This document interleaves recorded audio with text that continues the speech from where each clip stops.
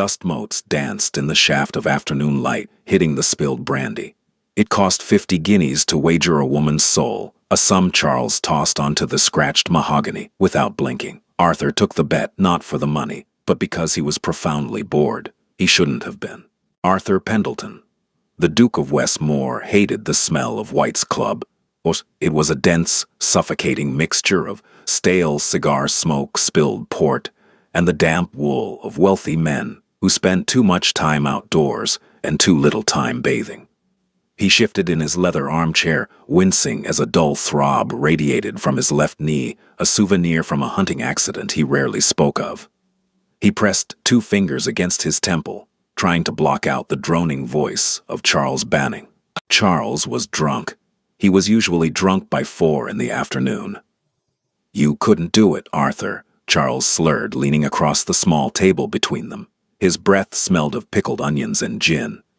"You've ruined half the debutantes in London with that miserable brooding stare of yours, but not her, not Beatrix Linfield." Arthur didn't look at him. He watched a solitary fly batter itself against the heavy window pane. "I have no interest in Miss Linfield. She looks like she irons her clothes while still wearing them." "Exactly."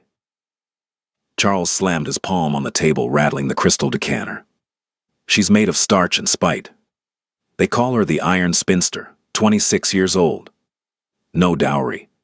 Spends her days repairing rotting ledgers in the basement of the Royal Antiquarian Society. She doesn't care for titles. She doesn't care for charm. She certainly won't care for you." Arthur finally turned his gaze to Charles. The Duke was not a cruel man by nature, but he was a hollow one. Years of managing a failing estate, left to him by a degenerate father, coupled with the relentless predatory expectations of the marriage mart, had scraped him down to the bone. He viewed society as a transaction. Emotions were messy, expensive, and ultimately pointless. 50 guineas. Charles challenged, tossing a small leather coin purse onto the table. "I say you can't make her fall in love with you. I say you can't break her heart." Arthur looked at the purse. It was a paltry sum, but the fly was still throwing itself against the glass, buzzing with futile, agonizing persistence. Arthur felt a sudden, sharp kinship with the insect. He needed something to break the monotony of his own existence. "Fine," Arthur said. His voice was flat, devoid of triumph. "Give me a month." Tuesday afternoon brought rain. It wasn't a romantic, sweeping downpour, but a relentless, freezing drizzle that turned the London streets into a slurry of horse dung and gray mud. Arthur's boots, custom-made in Paris, squelched as he descended the stone steps into the basement of the Royal Antiquarian Society. The air down here was thick. It smelled of vinegar, decaying leather, and dust. It was the scent of forgotten things. Arthur paused in the doorway of the restoration room, his broad shoulders filling the frame. Beatrix Linfield sat at a scarred wooden workbench, her back to him. She was bent over a crumbling volume, a thin scalpel in her right hand. She wore a faded gray linen dress that had been mended at the elbows. Her hair, a dull brown, was pinned up haphazardly, several strands hanging limply against the nape of her neck. "Miss Linfield," Arthur said. She didn't flinch. She didn't gasp. She carefully set the scalpel down, capped a small bottle of glue, and turned around on her stool. She was not beautiful.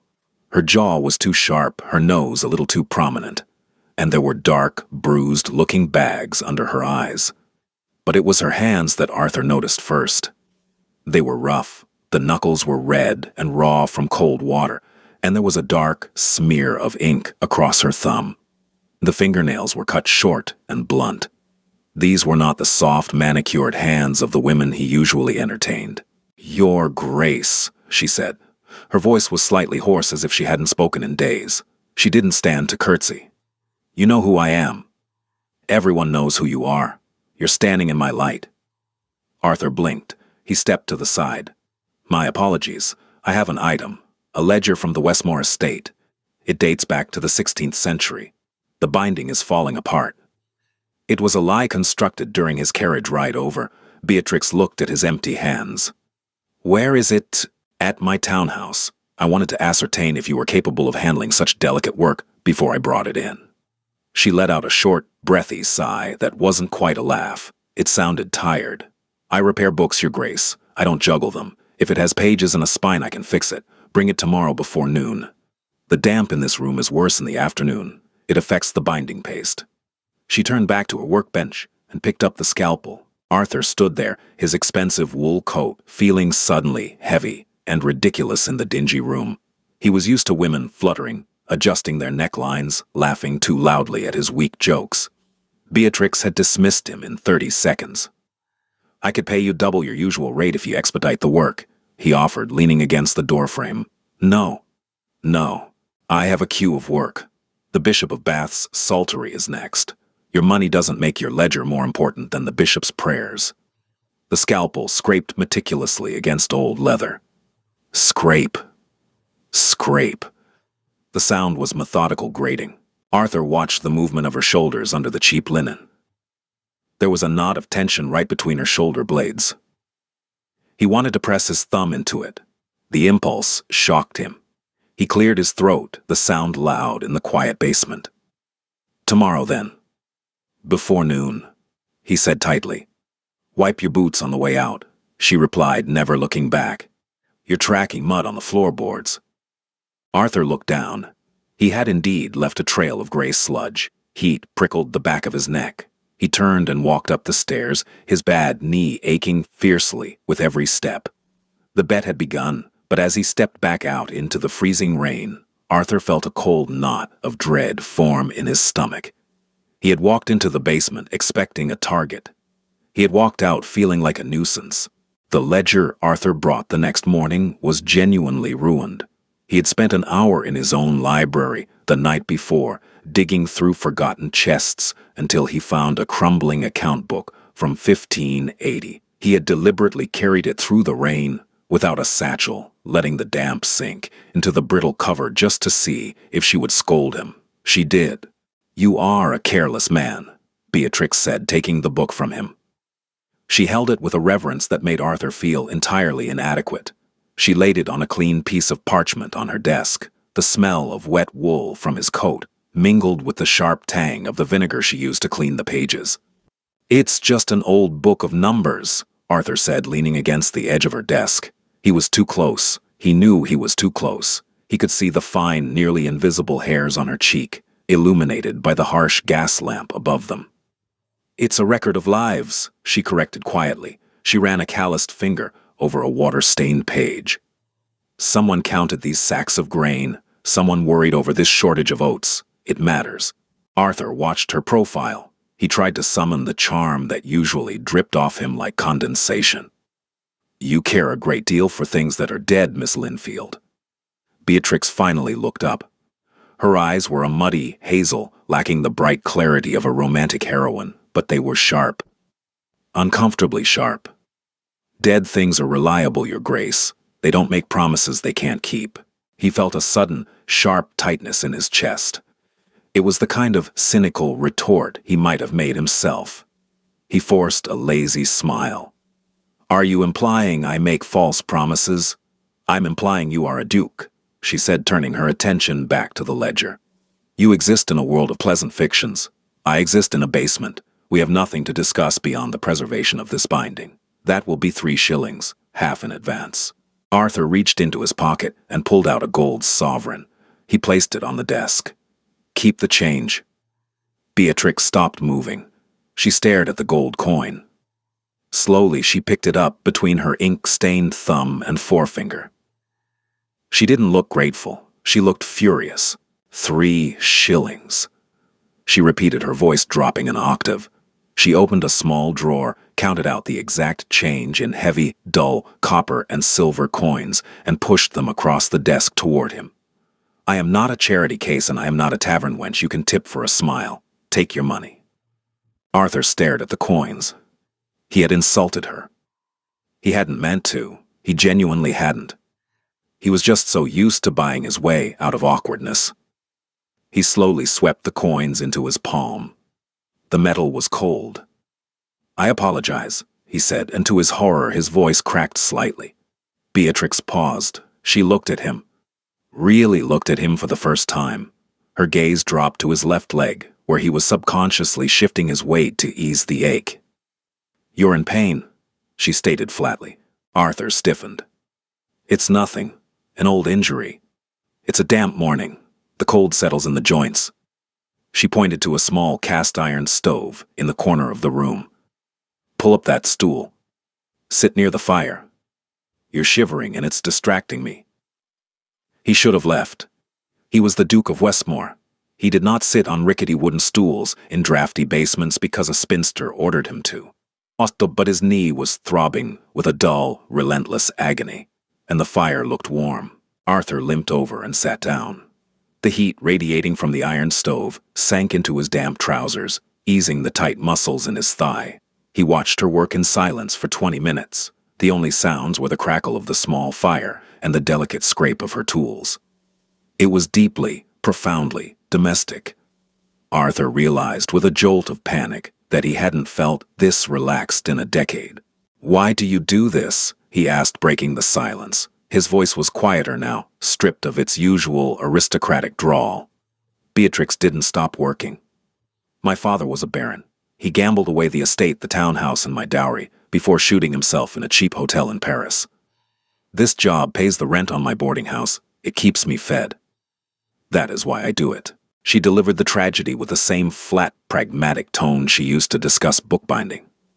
There were no tears, no dramatic pauses. It was just a fact. Arthur felt sick.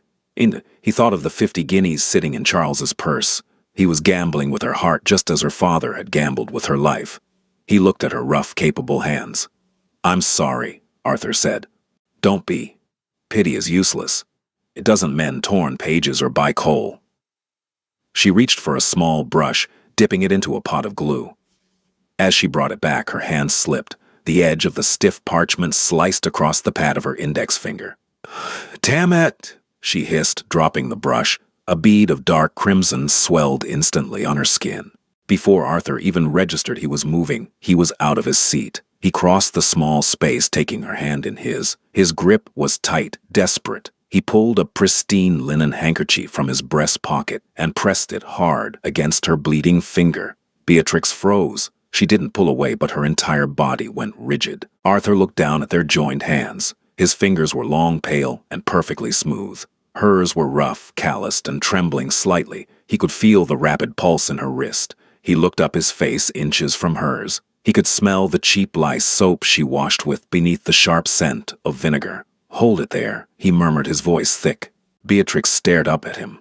The muddy hazel of her eyes was wide, the cynical armor momentarily stripped away, revealing a bone-deep exhaustion and a terrifying vulnerability. She wasn't an iron spinster, she was just tired, and Arthur realized with a terrifying certainty that threatened to crush his chest that he was utterly, hopelessly ruined. She jerked her hand away, as if his handkerchief were soaked in acid. The sudden movement knocked against the heavy glass inkwell, sending a sharp, rattling echo through the damp basement. Beatrix pressed her injured finger against her plain linen skirt, a dark bloom of red instantly sinking into the gray fabric. "Don't do that," she snapped. Her chest heaved. The pragmatic, ironclad composure was entirely gone, replaced by the panicked flinching of a trapped animal. "Do not touch me like that. I am not one of your parlor conquests." Arthur stepped back. The cold basement air rushed into the space between them, but the scent of her cheap lye soap lingered in his lungs.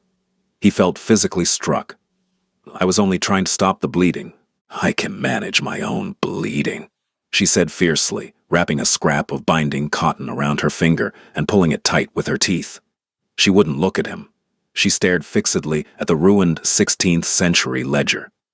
"Take your ledger. Find another restorer. We are finished here." Arthur didn't move. The achy in his bad knee was a dull, persistent hum compared to the sudden, sharp tightening in his chest. He had spent his entire adult life cultivating indifference. He treated society like a chessboard, moving pieces, calculating risks, entirely detached from the outcome. But standing in this freezing room, watching this proud, exhausted woman bandage her own hand, he felt the board flip. "I am not leaving," Arthur said. His voice was low, devoid of the aristocratic drawl he usually hid behind. "And I am not taking the ledger. You are the best restorer in London. I need the book fixed. I will sit in this chair, and I will not speak, and I will not touch you, but I am not leaving." Beatrix finally looked at him. Her hazel eyes searched his face, looking for the lie, the punchline, the arrogant smirk. She found nothing but a grim, immovable stubbornness. She gave a short, rigid nod. She turned back to her bench. For the next 2 weeks, a bizarre rhythm established itself. Every afternoon at 2 o'clock, Arthur descended the stone steps into the Antiquarian Society. He wore his finest tailored coats, clothes that cost more than her yearly rent, and he sat on the rickety wooden stool near the cast-iron stove. At first, the silence between them was hostile, thick with suspicion. Beatrix worked with aggressive precision, her scalpel scraping loudly against vellum and leather. Arthur simply watched the fire occasionally, throwing in a lump of coal. By the second week, the hostility thawed into a strange, cautious truce. It started with a meat pie. Arthur had arrived on a Tuesday, carrying a greasy paper parcel from a street vendor near Covent Garden. He placed it silently on the edge of her desk. It smelled intensely of savory gravy, black pepper, and toasted crust. Beatrix had stared at it for a full minute, her stomach giving a loud, traitorous rumble before she carefully unwrapped it. They ate in silence, the rich gravy staining their fingers. Gradually, the silence broke. Arthur learned that her favorite smell was melting beeswax. He learned that she hated the color yellow because it reminded her of the cheap curtains in the Paris boarding house where her father died. He learned that her blunt, calloused fingers possessed a terrifyingly delicate strength. Beatrix learned that the Duke of Westmore hated being a duke. She noticed how he rubbed his left thigh when the barometer dropped. She listened as he spoke in fragmented, halting sentences about the crushing weight of inheriting an estate, drowning in debt, and the vile performative nature of the marriage mart. He spoke of his life not with pride, but with a deep, bone-weary exhaustion that mirrored her own. "You speak of your title as if it is a disease," she observed one rainy Thursday. She was carefully re-stitching the spine of his ruined ledger. Arthur leaned his head against the cold brick wall. "It is a disease, Beatrix. It rots you from the inside out. It makes you value the wrong things. It makes you view people as wagers." The word slipped out before he could catch it. He froze, his blood running cold. Beatrix didn't stop stitching. "My father viewed me as a wager. He bet my dowry on a horse named Sovereign's Folly. The horse broke its leg on the third jump. I suppose we are all someone's gamble eventually." Her voice was utterly devoid of self-pity. It was a simple recitation of facts. Arthur looked at her bent neck, at the stray strands of dull brown hair escaping her pins.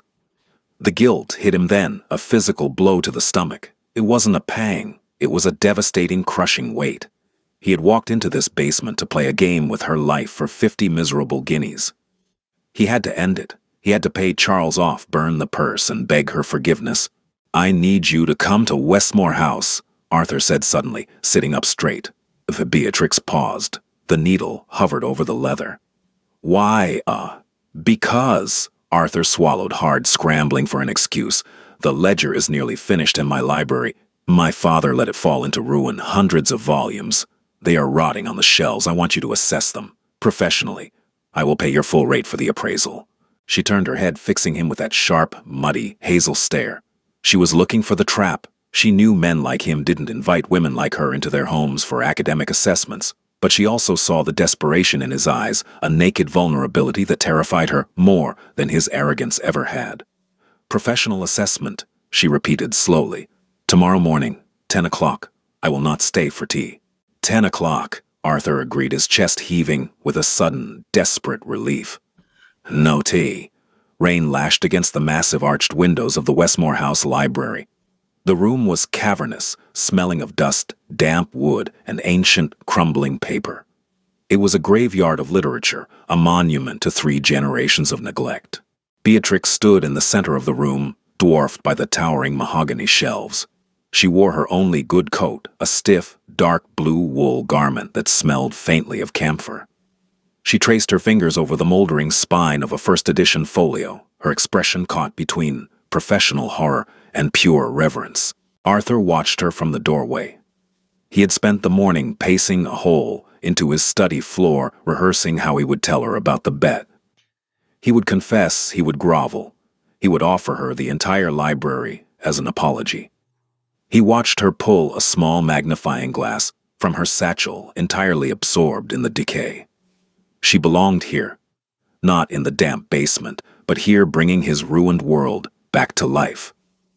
"Arthur, you miserable bastard." The slurred, booming voice echoed down the marble hallway, shattering the quiet intimacy of the library. Arthur's stomach plummeted.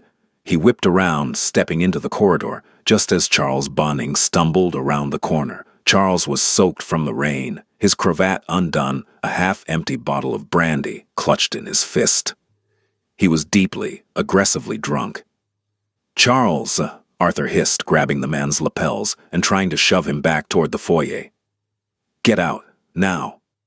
"Out, I came to collect," Charles laughed, a wet, ugly sound. He easily shoved past Arthur's grip, his drunken momentum carrying him straight into the open doorway of the library. Charles stopped. He blinked, his bloodshot eyes taking in the massive room, and then the solitary woman standing by the shelves. Beatrix had turned at the commotion, her hands clutching the edges of her satchel. "Well, well, well," Charles drawled, a cruel grin splitting his face. He leaned heavily against the doorframe. The iron spinster herself, in the Duke's private sanctum. Beatrix's posture stiffened. She looked from Charles's flushed, sneering face to Arthur, who was standing in the hallway, pale as a corpse. "Your Grace," she said, her voice perfectly level, though her knuckles were white.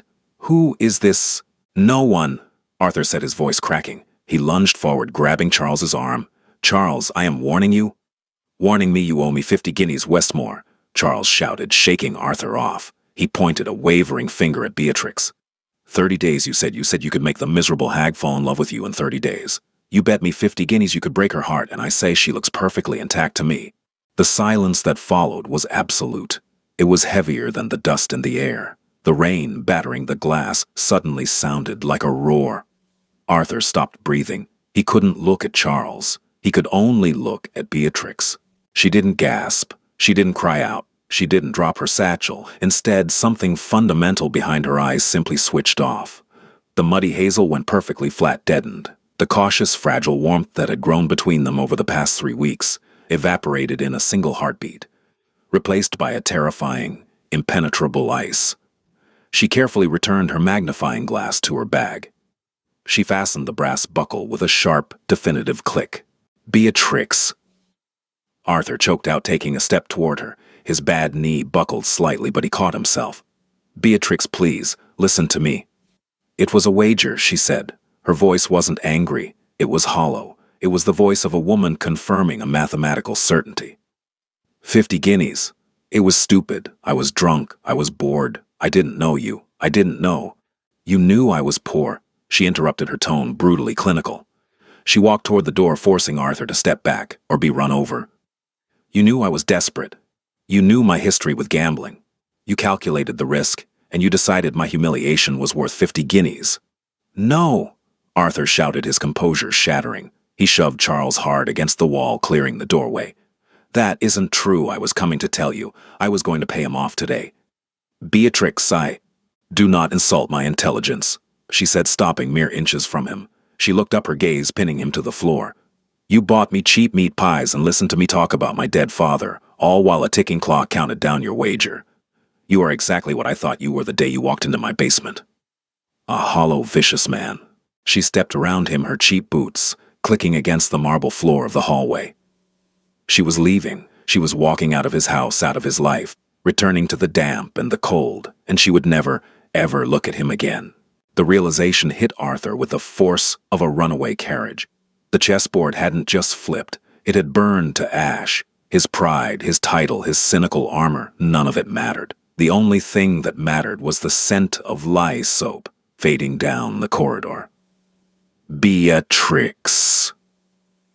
Arthur threw himself forward. His bad knee strained by the sudden movement, and the damp weather gave out completely with a sickening pop. He didn't try to catch himself. He let his momentum carry him down. The Duke of Westmore hit the hard marble floor directly on his knees. The physical pain was a blinding flash of white heat, but he ignored it. He reached out his manicured, aristocratic fingers, frantically grabbing the rough wool of her cheap blue coat. Beatrix stopped.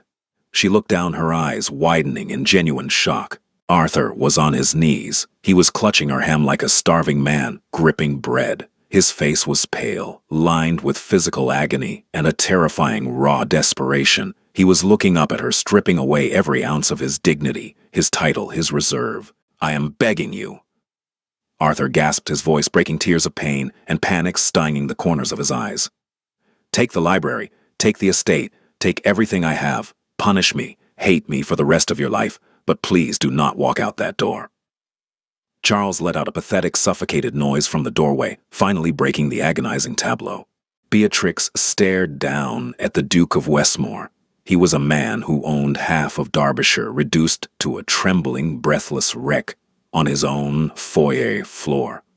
The marble beneath him was freezing. She could see the violent shudder running through his broad shoulders, the way his knuckles had gone completely white where he gripped her coat. His pride was entirely gone, stripped away by the sheer terror of losing her. It should have felt like a victory. It only made her feel sick. "Let go of me," Beatrix whispered. Her voice was brittle, trembling with a fury she was trying desperately to contain. Arthur shook his head, then his eyes squeezed shut. "I cannot. You are a duke. You do not kneel to women in cheap coats." She reached down her rough, calloused hands, closing over his pale, manicured fingers. She didn't pull away gently. She pried his grip open finger by finger. It took physical effort. He was holding on to her like a man slipping off a cliff. "Have some dignity, Your Grace. It is the only thing you have left." She stepped out of his reach. Arthur slumped forward, his hands hitting the marble. The physical pain in his knee was a roaring fire, but it was nothing compared to the absolute, suffocating void opening in his chest as he listened to her footsteps echo down the corridor. The heavy oak front door opened. The sound of the driving rain rushed in. Then the door slammed shut. The silence that followed was the loudest thing Arthur had ever heard. 4 weeks passed. November turned London into a bitter, freezing lung of coal smoke and frost. In the basement of the Royal Antiquarian Society, Beatrix worked with a manic, punishing intensity. She took on twice her usual volume, restoring rotting manuscripts until her fingers bled and her eyes burned. She refused to stop moving. If she stopped, the quiet would rush in, and in the quiet, she would see him. She would see that raw, devastating look on his face as he hit the marble. She hated him. She reminded herself of this fact every morning while washing her face with harsh lye soap. He was a gambler, a bored aristocrat who had used her poverty as a plaything. But sometimes when the afternoon light hit the dust motes just right, she caught herself turning toward the empty wooden stool by the iron stove, expecting to see a man in a ridiculously expensive coat rubbing his bad thigh. She would quickly look away, swallowing the bitter ache in her throat. Across the city, Westmore House smelled of vinegar. Arthur had not left his library in a month. He fired his estate manager. He barred Charles Banning from the premises permanently, and then, armed with 3 bottles of industrial white vinegar, a crate of binding glue, and 0 practical knowledge, he went to work. He started with the 16th century ledger.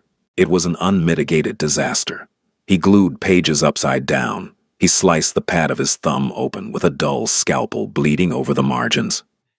He ruined 2 waistcoats with permanent ink stains. But he didn't stop. He dragged his heavy braced leg from shelf to shelf, cataloging the decay. He breathed in the smell of rotting leather until it felt like it was coated on his lungs. He was not doing it to win her back. He had accepted that she was gone. He was doing it because he needed to understand the weight of the things she cared about. He needed to learn how to fix something broken, starting with himself. On a Tuesday afternoon, the rain finally turned to snow. Beatrix was hunched over a French hymnal, trying to thread a needle with freezing, stiff fingers. The iron stove had gone out an hour ago. She was too exhausted to fetch more coal. Footsteps sounded on the stone stairs. Heavy, uneven. She froze. The needle slipped from her fingers, clattering onto the workbench. Arthur stood in the doorway. He looked terrible. He was not wearing a bespoke coat. He wore a heavy utilitarian wool sweater, the sleeves rolled up to the elbows. His dark hair was too long, curling wildly around his ears, and there were deep, dark circles under his eyes. He leaned heavily on a polished wooden cane. Beatrix didn't speak. Her heart hammered against her ribs like a trapped bird. Arthur didn't step into the room. He stayed in the doorway, respecting the boundary. He reached into his satchel and pulled out a thick legal document bound in red ribbon. He set it on the small table near the stairs. "I am not here to ask for your forgiveness," Arthur said. His voice was hoarse, entirely stripped of its old, cynical drawl. "I do not deserve it. I am here to deliver a contract." Beatrix stared at the document. "What is it?" "It is a deed of trust. I have legally separated the Westmore Library from the main estate. It is now an independent foundation. The contract appoints you as the head archivist and director of restoration in perpetuity." He took a breath, his grip tightening on his cane. "The salary is £500 a year. You have full autonomy. I cannot fire you. I cannot override your decisions. I am legally barred from entering the library without your written permission." Beatrix felt the floor tilt beneath her feet. £500. She repeated the number, absurd, astronomical. It was financial freedom. It was safety. "Why? Because the books deserve you," Arthur said softly. "And because I need to know you are safe, even if I never see you again." "The ink is dry, Beatrix. There are no strings, no wagers, only the work." He looked at her one last time, a gaze so fiercely tender it made her chest physically ache. Then he turned awkwardly on his cane, preparing to climb back up the stairs into the cold. "Wait." The word was a breathless croak. Arthur stopped, his back to her, his shoulders rigid. Beatrix stood up. She walked over to the table and picked up the contract. As she did, she looked closely at Arthur's hands, gripping the head of his cane. His knuckles were red. There was a dark, purple bruise on his wrist, and on the pad of his index finger there was a fresh, ragged cut sealed with a sloppy drop of binding glue. They were no longer the smooth, useless hands of a bored aristocrat. They were the hands of a man who had finally learned how to bleed for something. The thick, protective ice around Beatrix's heart cracked. It didn't shatter dramatically, it simply split, letting the warmth in. The binder's glue. Beatrix said, her voice shaking slightly, "Will cause an infection if you don't clean the cut with vinegar first." Arthur slowly turned around. He looked at her, his dark eyes wide, terrified to hope. "I didn't know that." "I know you didn't," she said. She held the contract against her chest, the stiff parchment a shield between them. She looked at the dead iron stove, then back at the freezing, exhausted man standing in her doorway. She inhaled the sharp scent of vinegar and the faint, clean smell of the snow clinging to his hair. She pointed a calloused finger at the empty wooden stool. "There is coal in the scuttle, Your Grace," she said softly. "Sit down. You're blocking my light." That concludes the story of Arthur and Beatrix. Did the Duke's raw confession on the cold marble floor win you over, or should the Iron Spinster have made him suffer a little longer? Let me know your thoughts in the comments down below. If you loved this deep, gritty dive into historical romance, make sure to hit that like button, share this video with your fellow book lovers, and subscribe for more unforgettable stories. See you next time.